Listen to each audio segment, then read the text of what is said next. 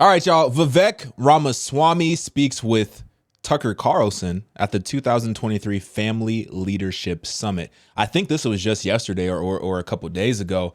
Now, here's the thing. I'm going to be getting increasingly more political because this is an extremely important election. This is extremely important. Just look around the country and what's going on right now within this country. You cannot tell me that we are not due for a change. And there's a lot of candidates who are suitable for this position. And I think it's our responsibility to be educated on those candidates so that we can make the best possible decisions for this country. Now, I understand some of y'all don't like the politics and stuff like that. But like I said, I think this is a very important election. And God is ruler over everything. But even God himself allows individuals to come into positions of great power here on this earth. And we have an opportunity, a responsibility to make sure that we are fully educated on who those individuals are, because we can't have what happened last election. We can't have what happened last election. A lot of people, they just voted for Biden just because they didn't like Trump. And here's the thing. A lot of people don't even like their boss, right? At their work, but they like getting a paycheck every 2 weeks. I think we're so attached to this idea that we have to personally like the individual that is our president without fully considering, hey, is that individual qualified to lead this country? Because as we can see, the one who got in, Biden, what has he done for this country as of recently? Just look around. Look at the economy. Look at the conflict that we have just overseas. Just look at everything that's going on. We can't have that happen again, right? So this is a very, very interesting interview. I want to react to it. I want to show you Vivek Ramaswamy. I think a lot of people are sleeping on Vivek. He's running for president under the Republican Party. A lot of people are sleeping on him, but you shouldn't be sleeping on him because he's already third in the polls. So Trump is number one. We have Desantis number two, and then we have Vivek number three. I think this election, more people, specifically more young people, are going to vote Republican than ever before. And the way that you reach young people is through social media. And nobody's doing social media better. Out of all the presidential candidates, no matter what party they come from, nobody's doing it better than Vivek. And I think that's going to speak volume, especially for young people who are going to be voting Republican for the first time because they're just done with the Democratic Party. A lot of young people, they're turned off to the idea of Trump. They think that Trump has too much baggage. Also, they're turned off to the idea of DeSantis. DeSantis is just really boring, in my opinion. He's really dry. He just doesn't have it. He just doesn't have it. Vivek has that it factor. And he knows how to work social media. He knows how to get attention. He knows how to go viral. I think he's going to be a major contender. And a lot of people need to be keeping their eye on Vivek. Now, if I had to vote today, I think Trump can get the job done. If he was elected into office, I think that he's more than capable of getting the job done and turning things around. And I would be happy if Trump got into office. So as of today, he has my vote, but that could change. That could change very quickly. That could change. So let's take a listen to this interview. I think it's very, very interesting. All right. It's on the longer side. It's about 20 minutes or so. So do what you got to do. Get your coffee, whatever you need to do. And if you see me sipping this, I say a lot of y'all gonna be tripping in the comments. If you see me sipping this, if you see me sipping this, I know it's in a wine glass, but this is just iced coffee. All right. So relax. Y'all need to chill. All right, let's get into the video. Vivek Ramaswamy speaks with Tucker Carlson at the 2023 Family Leadership Summit. Let's go. Is that on? I love it. So Vivek is the only person running, I think, who hasn't practiced politics for a living. Correct? Yeah, I'm not a practitioner. No, you're not. You're not a practitioner. So it's interesting. So let me just start with a very quick overview. You've been traveling around the country for the past, 3 months, 4 months? Yeah, 4 months. How do you think the country's doing? I think the country is doing poorly, is the answer. I think that we have a void in our country. I'm the first millennial ever to run for US president as a Republican. And I see people my age in particular across this country who are not doing well because we're starved for purpose and meaning. The people are looking to be part of something bigger than ourselves, and yet we've lost the things that used to ground us. Faith, patriotism, hard work, family.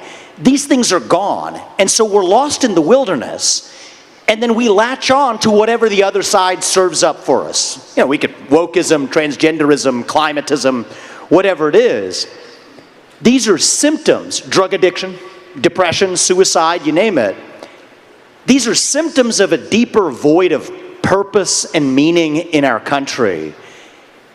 But Tucker, I think the good news in that is I think our country's not doing well, but I think that this is also our opportunity as a movement to level up and fill that void, that vacuum, with our own vision. Individual, family, nation, God. When I talk to young people about this, they're more interested in that than they are in race, gender, sexuality, and climate. And so now we got to start running to something as Americans, and if we do, I'm confident that our country will be doing well again. That's where I'm at. Is it my imagination, or are people who weren't raised in traditional religious households, who haven't spent a lot of time thinking about theology, all of a sudden talking about God a lot? Do you notice that? I do notice that, actually, and I think this is a good sign because there's an old... That's a good point. All the stuff that we see that's going on right now, all the craziness that's going on right now, you know what it is doing? It is bringing people closer to God and making people more aware of God, because the more evilness and wickedness that you see, you can't help but also see God within that, because where there is evilness, the presence of God is there fighting against that evilness. And more people, specifically young people, are waking up and realizing, hey, it's bigger than just me. It's bigger than just what we do here on this earth. God is sovereign over everything. So I think they're spot on. But you know what I think is very interesting? This is not the first interview that I've watched from Vivek. The idea and the concept of God always comes up. Well, not the idea, but God always comes up whenever he's having a conversation about his future, strategy for this country. And I think that's very, very interesting. Now, he's not Christian. I believe he's Hindu. So I think from a Hindu theology standpoint, I think they believe in like 3 different gods that control the heavens and the earth all at the same time, and they all have different functions. So obviously, I don't agree with that. But do I think God, Jesus, can use somebody like Vivek in order to lead a country? I think he can. I don't think he necessarily has to be a Christian. But obviously I would appreciate if he was a Christian, but I do think God can still use him in some capacity. And you never know what could happen. You never know in what ways that God could use him, right? Let's continue. Expression, right? If there's a hole the size of God in your heart and God does not fill it, something else will instead. That's what's happened in the last decade in our country. Something else, some secular religion has filled that void. But it hasn't really satisfied our moral hunger, right? And so that's that effect is fading, and I think people are hungry to turn back to the real thing. The conversation's coming up, but they say it with a kind of prudishness. Yes. Right? God is a 4-letter word. It's sort of a thing you have to tiptoe around. And I think that right now, family's the same way. The nuclear family makes some people uncomfortable when I say it, but actually this is the best known form of governance to mankind. And so if we start talking more about, hey, that's what we're running to. That's actually what we stand for. Yes, we are one nation. I'm a citizen of this nation, not some nebulous global citizen somewhere else. That it is one nation under God. Yes, it is a nation that is stronger when we ground ourselves in the unit of the family. Then I notice something happens, especially for younger people across the country, Tucker, is they're more open to that message than they thought, but they need someone to serve it up to them. And I think I'm the first non-politician, but I'm also a younger person in this race. I don't have a ton of experience running governments before. But I think in reaching younger people, that's something I feel called to do in this race, and it's why we're traveling college campuses across this country. And I am optimistic about what I see.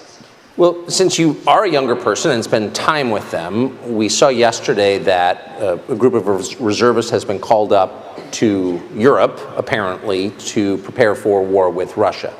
Of people in the age cohort who might plausibly be called up to do that, what's the response?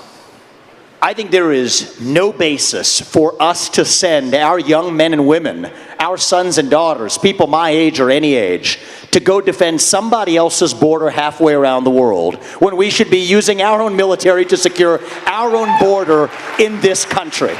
And I will not apologize for that. We have to put the interests of this country first. And one of the things that does frustrate me, Tucker, is that this is one issue where I so love many of the other people who are running for this nomination for president. I think most of us, and the entire field I speak for, are in this for the right reasons. We are people who care about our country and want to deliver our country to a better place.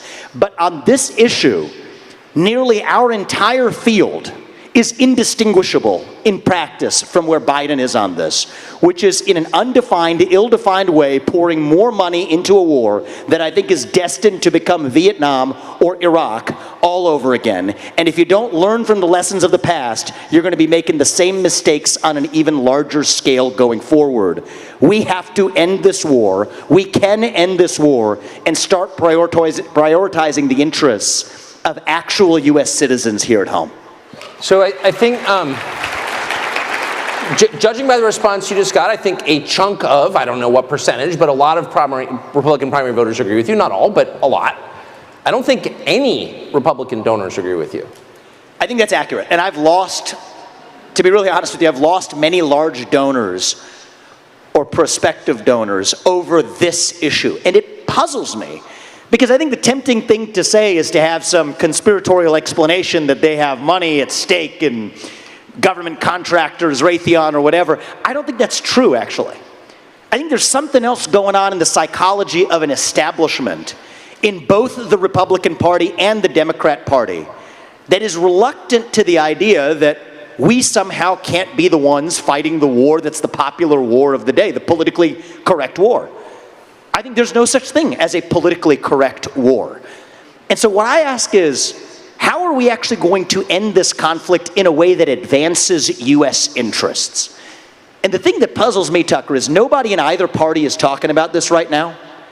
The Russia-China alliance is the single greatest threat that the U.S. actually faces today. And we are pushing Russia closer into China's arms by actually continuing to arm Ukraine. So what I've said is that I would negotiate a deal that ends the Ukraine war, frees the current lines of control. Yes, that means giving part of the Donbas region to Russia. I would make a hard commitment that NATO never admits Ukraine to NATO. And those seem like unspeakable words in certainly the Republican donor class. But we get something greater in return, which is that Putin, in that case, would have to exit his military partnership with China and remove nuclear weapons from Kaliningrad, which border Poland, and get the Russian military out of Cuba and Venezuela and the West. And this is a deal that Putin should do because he ends up winning. He gets things that he doesn't have today. But it secures American interests too. And I do think in a weird way, it does take an outsider to get that job done. Because if you want someone to fix a problem, you don't turn over the keys to somebody who actually broke the thing in the first place. If you want to fix it, maybe have somebody who didn't break it in the first place, and that's part of why I'm in this race as an outsider. Okay, well, since you're getting radical now, let's go through a list of all the other things you're not allowed to say. So you've just said, you know, you're not attacking anybody, but this doesn't seem to be helping us. In fact, it seems to be creating an alliance that we can't beat, and really, it's pretty scary. So let's just go through the list. Another thing you can't say is that maybe January 6th, while appalling on one level, maybe it was not an insurrection. So let me talk about, I haven't talked about this much in the campaign. I'll be very honest with you. You want to know what caused January 6th? There's such a temptation to say that there's one man whose name is unspeakable. We can't. No, first of all, it's QAnon. It's QAnon. It's QAnon. you want to know what caused January 6th? Is pervasive censorship in this country in the lead up to January 6th. You tell people in this country they cannot speak, that is when they scream. You tell people they cannot scream, that is when they tear things down. And so the reality is, we were told that you could not question where the virus came from when we all knew it came from a lab in Wuhan, which now they admit. We were told that you could not send a private message to someone on the eve of an election that Hunter Biden's laptop story was actually a true story worth considering before an election. You were systematically suppressed. So think about this. You told you had to be locked down, had to take a vaccine that was mandated and forced down your throat, stay locked down in your home while Antifa and BLM roam and burn the streets of this country. So that's the lead up of one full year of telling people you have to shut up, sit down, and do as you're told. And then you tell them, okay, there's an election where you didn't get the information that you needed, such as the Hunter Biden laptop story being real and suppressed. That's what caused January 6th, is a cycle of censorship in this country. And until we look ourselves in the mirror and admit truth on that, we will not move forward as a country. And I think that's the real cause. And we're not, and I'm sorry to say this, Tucker, but I think until we reckon with that reality, I worry that is the beginning of, it's a friendly parley compared to what's to come, unless we step up and speak truth, restore integrity, and actually lead us to who we are as a people, rather than sweeping the truth under the rug. How can you, just as a philosophical question, a lot of the people who are pushing censorship, in fact, I would say almost all of them, in both parties, particularly the Democratic Party, claim they're doing so in order to protect democracy. But how can you have a democracy with censorship? So you want to know the best measure of the health of a democracy? We're a constitutional republic, but I'll use lowercase d democracy as a fill-in, right? Couldn't resist. People always applaud at that. I love that. It's just the truth, though, right? No, it is We're true. a republic. But the civics majors love it. Yeah, that's great. But the best measure of the health of our American democracy, our constitutional republic, is the percentage of people who feel free to say what they actually think in public. That's the metric. It's not the number of ballots cast every November. That's just going through the motions. It is not some other metric of what the media says on a given day. It is the percentage of people who will say in public what they're willing to say behind closed doors. There's no doubt we're doing poorly. The culture is censorious enough. Now, if you say the government on top of that is using social media companies to do through the back door what government could not censor through the front door under the Constitution, that creates the real threat to lowercase d democracy. My litmus test is, if Vladimir Putin was doing it and we would call it a threat to democracy, it's a threat to democracy when we do it on this side of the Atlantic as well. Okay, that's a good way of not pointing the finger at somebody else, but looking ourselves in the mirror and asking ourselves who we really are. And this is personal for me. I'm a Republican candidate for U.S. president. It feels still new to say that. Not a politician by nature, but I bring that fact up, now as of very recently, certainly polling reasonably well in the recent polls. And I bring that up because against that backdrop, Microsoft owned LinkedIn, censored my social media account. They locked my account, said I can't get in to make statements that are factually grounded statements about climate change, about Biden's relationship with China, about the ESG movement's perpetuation of a climate cult in this country, all grounded in fact, saying that it violates their policies for hate speech, misinformation. And I'm not making this one up, they said violence in the email. And so in my case, look, I was able to publicize that. They were then claimed it was an error, restored the account, typical operating procedure. But it's that culture of censorship in our country that I think we also, I'm trying to do my part, where I was in Ottumwa, eastern Iowa, earlier this week. Smaller event than this, but we're on the stage talking. Somebody walks in. She's screaming at the top of her lungs.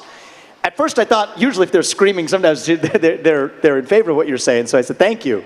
But I realized that actually, no, she... When she bit you? You realized? she came... So she was out of control, okay? Yeah. I know her. I ran into her at Dulles Airport last week. Yeah. We've all seen a version of her, but the truth is, so security was escorting her out, and it felt wrong to me, right? Because she came here to make a point. She was totally wild in the way she was making it, but I'm watching her walk out the door. She's at the back of the room now, and I said, this doesn't feel right. Right, because as I said earlier, you tell people they can't speak, that's when they scream. You tell people they can't scream, and she was screaming. That's when they're going to go tear something down. So I said, no, bring her back. We gave her the mic. I said, I promised. You ask your question, but I promise I get to answer it in return. She agrees to that. It turns out she's a pro-choice advocate, a my body, my choice person. I was going to the state legislature on Tuesday morning. I think she must have known that. Came to this event to protest my being there. But I give her the mic. She's just talking for, 3, 4, 5 minutes. But by the end of it, it actually turns out, the story comes out that she's a single mother who did bring her daughter into the world. And the things she was saying were things like, my daughter is successful. I don't want you to look down on me. And I thought it was beautiful that the more she started talking, the more she started making our very point of why we believe in protecting life. And so I said, disagreements aside, you are a mother.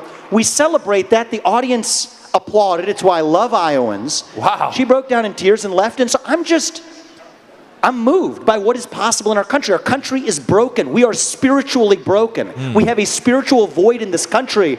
It is our job to step up and fill that void by practicing what we preach as conservatives. And so I'm hoping we're doing that. I love doing that in Iowa. It's been something that's really lifted me up in a way that was never an experience I had as a CEO or in business. I've never had these experiences as we've had in the last few months. And honestly, as broken as our country is, it leaves me optimistic about where we're headed. And you can listen. That boy preaching for real. You know what's interesting? I think there's so many differences between our beliefs, depending on what side of the political spectrum that you fall on. There's so many differences, but I think that at the core of it, as human beings, we all want the same things. We all want love. We all want family. We all want health. We all want security and safety. And we all want success. And that looks different, depending on who you ask. But I think those are core elements that we all desire. And I think the interesting part is that all of those things can be fulfilled through a relationship with God. But I think that this world has done such an amazing job at tainting the reputation of who God truly is, that there's so many people who just don't realize that everything that you're looking for and searching for can be obtained through a relationship with God. And just when he was explaining that story of, the woman who's pro-choice, and then it's ultimately like we want the same things. I just can't help but think that. But here's what I'm going to say. I think Vivek is going to be a problem in a debate format. I think he's going to be a problem. I don't know if there's very many people that I think Trump would probably rival him in a debate format. But besides that, I don't really see anybody else from the Republican side being able to touch him in a debate format. I think it's going to be very, very interesting. I know this for sure. I know Biden cannot touch him whatsoever in a debate format. I don't think the Democrats want that. I don't even really know if they would even let Biden debate at this point. It wouldn't make any sense. It wouldn't make any sense. To people, it's okay. Yeah, it's okay. It's not going to hurt you. So what? Okay, so it's so interesting. So you, and I think the intro of you described some of it, but you're coming from a completely different world. It's not like you were mayor, state legislator. You're coming from business and technology and biotech. So what have you learned? How have your views changed since you immersed yourself in crowds of voters and started listening to people? Yeah, so I think my views have changed in part by my belief that we're not as divided as they make it out to be. Right? Because many CEOs in this country are frightened, right, of speaking their mind openly. It actually stops, many of them will say, well, stops them from being donors to me, to maybe other causes. They're deathly scared because they believe that we're a nation at our breaking point. And in some ways, we are, because we let it get there. But one of the things I've been convinced of, I've changed my mind on, is that I don't think we're nearly as divided as we're taught to believe. But I went to the south side of Chicago, It's one of the places it's not really where the political advisors would tell you to go if you're in a Republican primary. I went to Kensington in downtown, in the inner city of Pennsylvania, in Philadelphia. And I'll tell you, the people in those rooms, especially in the south side of Chicago, where they're converting South Shore High School into an encampment for migrants who they're spending $7,000 per person per month on. This is the supposedly far left, nearly entirely black, Democratic voting bloc. And I have never heard more eloquent cases for securing the border and actually prioritizing the interests of Americans than I heard in that room. What did they say? They said, what about us? Yeah. Was actually the right way to say that. And it came out in many ways where, look, we are Christians. We believe in treating these people humanely. But it's not right that they're spending $7,000 a month and getting baby formula when I couldn't find baby formula a year ago. I can't buy sneakers for my kids. They're providing sneakers for those kids. How does that work? How is that advancing my interests? And actually, you just reminded me of this. Many of them were asking me, as though I was on the side of it, of why on earth we're sending billions of dollars to Ukraine. So it was interesting to me that the traditional partisan boundaries as drawn are really sort of retrofitted. We're sort of shoehorning an old structure, we're sort of shoehorning the modern truth into sort of an antiquated view, where I don't think the dividing line in our country is between Republicans and Democrats right now. I think it is between those of us who are pro-American, who believe in the ideals of this country, who will not apologize for those ideals, who will stand up and sacrifice for those ideals, and those of us who are, and it exists in this country, I mean, the Vice President's a great embodiment of this, anti-American. Those who wish to apologize for a nation founded on our ideals. But if you divide it up that way, it is not 50-50 anymore. It's not even close. It's easily 80-20 in our favor, and half the 20 are people younger than me who never learned what those ideals were in the first place. We're going to bring them along too. And I think we have an opportunity to do in this country in 2024 what Ronald Reagan did in 1980. Deliver a landslide election, call the bluff on the division. Much of it is artificial. I fell for it. Right? Even when I started this campaign, I'm running for a Republican candidate for U.S. president, I don't even talk about Republicans that much anymore. I try not to use the word.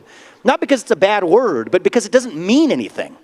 Right? If half the Republican, 3/4 of the Republican Party's got the same policy as Biden on the most important policy matter of our time, and if much of the Democratic Party, or at least people on the south side of Chicago, believe in using the military on the southern border and putting the interests of Americans first, I'm not sure those labels are doing much for us now.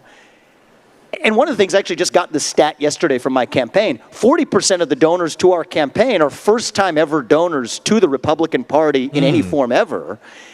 And the normal number is 2%. So I think this should actually give us hope for possibility if we're willing to take the shackles off a little bit, relax a little bit on thinking. Identity can be confining. Right? The left does this masterfully. You're black, therefore you can't achieve something. You're a woman, therefore you can't achieve something. Identities. Look, he's spitting facts right now. Confining. You can be imprisoned in the identities that you inherit. And I just want to be careful that we learn from the left, or learn including what not to do, to be confined and imprisoned by our own identity of what it means to be Republican. Let's just let that word go. And instead ask the question of what it actually means to be an American today. That's the question of our time. And you ask people my age that question, you get like a deer in the headlights response. It's like, it's a blank stare initially. But on the other side of that is then an introspection to say, okay, there are certain ideals that we fought a revolution for in this country. Self-governance over aristocracy, sovereignty as a nation, free speech, meritocracy, that you get ahead in this country not on the color of your skin, but on the content of your character and contributions. That's what it means to be an American. That's what we're running to.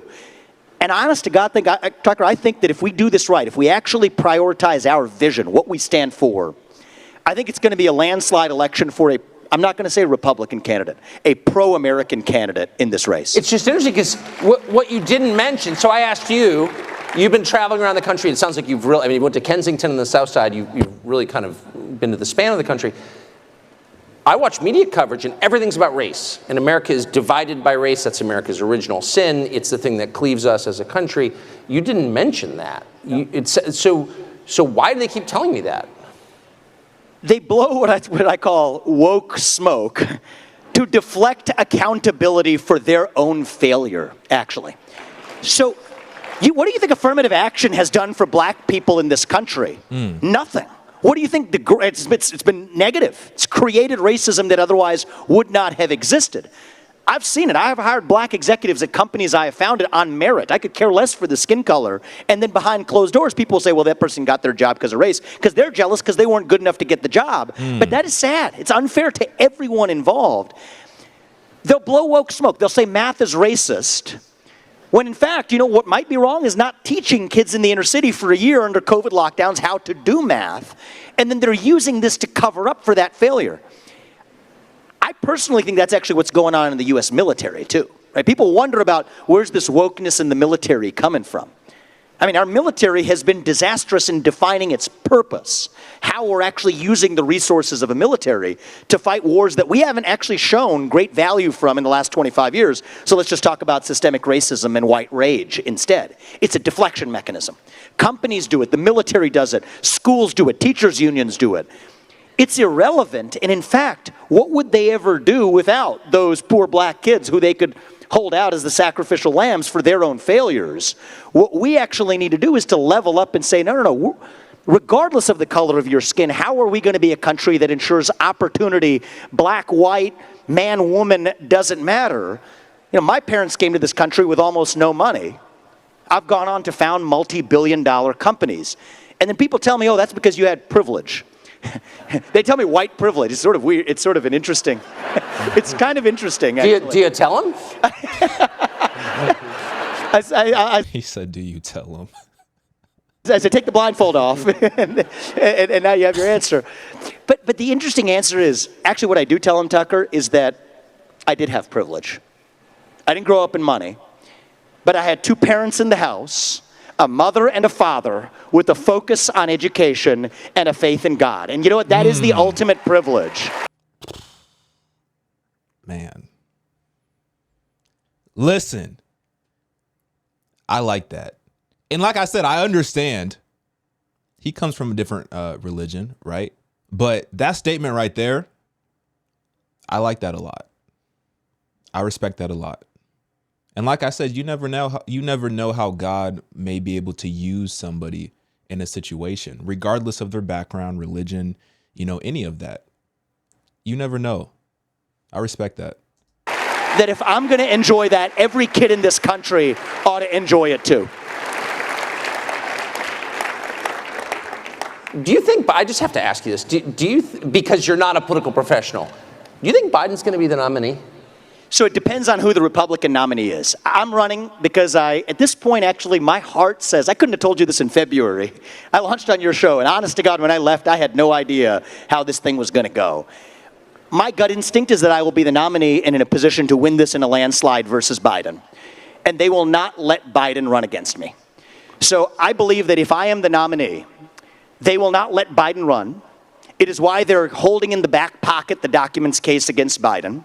It is why they're holding in the back pocket everything else that you're wondering why they're not charging or bringing now.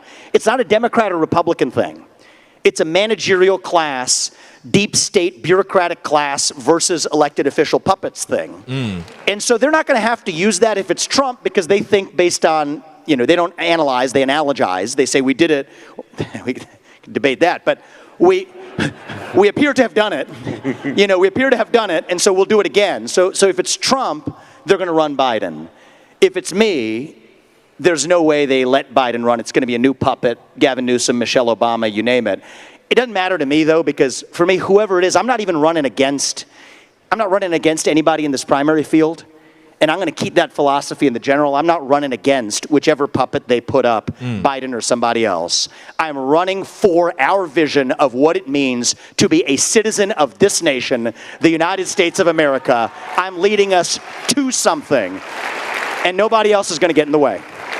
That's a really good point. And that's literally what I said. He would destroy Biden. He would destroy Biden, especially in a debate format. There's no question. Now, the only other person who would stand a chance, as he said, would be either Gavin Newsom, who is, this dude is a demon. I don't know how else to explain it. It would be Gavin Newsom or it would be Michelle Obama. What they would probably do, they'd probably put Gavin Newsom president, Michelle Obama VP. That would be a very strong, that would be very strong from the left standpoint. That would be very strong. And that would probably be their best chance because Biden ain't going to get it done. He ain't going to get it done. Thank you. Good to see. I respect it, man. And, you know, I think it's important that we keep having these conversations. I know a lot of y'all ain't into the politics, but a lot of y'all are into the politics. And to be honest, I really just got into politics recently. And like I said, I think it's very, very important because it does affect a lot of things here on earth. And I understand God is sovereign over everything, but the people who we elect into office, it affects things here on earth. And we have an opportunity to educate ourselves on candidates who align with our beliefs and cast our votes for them. So let me know what you think. Get in my comments, like this video if you happen to like it. Leave a comment. Let me know what you think, as I already said. All right, y'all. I'm out.